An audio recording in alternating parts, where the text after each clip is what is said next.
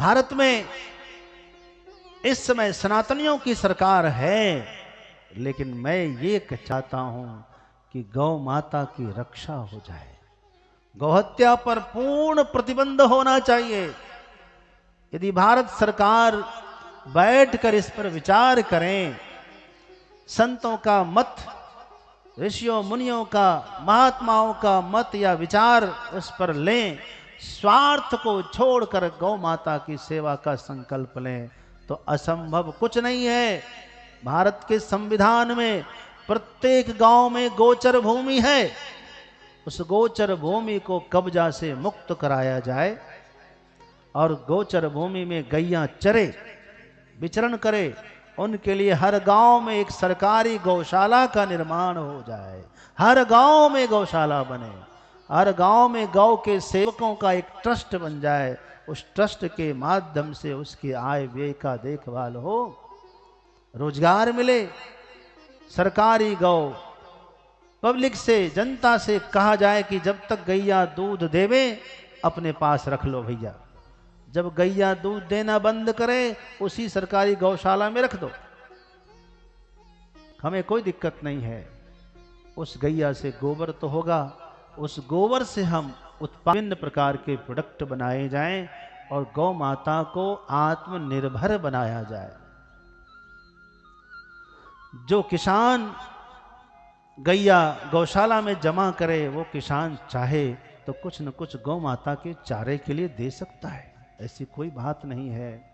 हर गांव में गौशाला बन जाए, गौ का संरक्षण हो जाएगा। गौहत्या का जो भारत के माथे पर कलंक लगा हुआ है, ये कलंक मिटेगा। भारत माता प्रसन्न हो जाएगी और भारत की सब देवी देवता चमकने लग जाएंगे। जिस देश में गौवंश की रक्षा होगी वो देश अवश्य चमकेगा।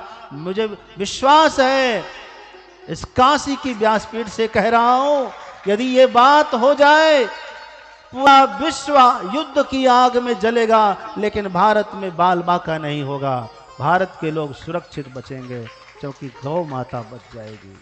आज भी यदि चाहते हैं, भारत सरकार का मनसा है कि हम भारत को सुरक्षित निकाल लें, इस विषम वैश्विक परिस्थिति से बाहर लाना चाहते हैं, तो गौ माता की रक्षा के लिए प्रतिज्ञा ले लीजिए कि हम गौ माता को राष्ट्र माता करेंगे। गौहत्या करने वाले को 20 साल की सजा सुनाया जाए। वो अपराध में शामिल होना चाहिए। कोई भी बूचड़ खाना यहां भारत में नहीं चाहिए। ये भारत ऋषियों मुनियों का, सुरभि का देश है। सुरभि का देश है। हर कोई जिससे भी आप बात करिए, उससे पूछिए, वो बताता है कि मेरा गोत्र कौन सा। पूछिए, सबका गोत्र चाहे किसी भी जाति का हो, उसका गोत्र कोई न कोई ऋषि है। गोत्र का मतलब समझते हो? आपके पूर्वज हैं वो। अरे जब आपके पूर्वज ऋषि मुनि ब्राह्मण थे तो आप कैसे ऊंच नीच में पड़ गए? हमारे सबके पूर्वज जितने ऋषि मुनि हैं सब ब्रह्मा जी की संतान है दिया। इसका मतलब वो गलत नहीं है। आज समय आया है सबको अपनाने का और सबसे वापस एक होंगे। भारतवर्ष अखंड होगा, फिर से हिंदू राष्ट्र स्थापित हो जाएगा। गौ माता राष्ट्र माता बनेगी, यह मेरा संकल्प है।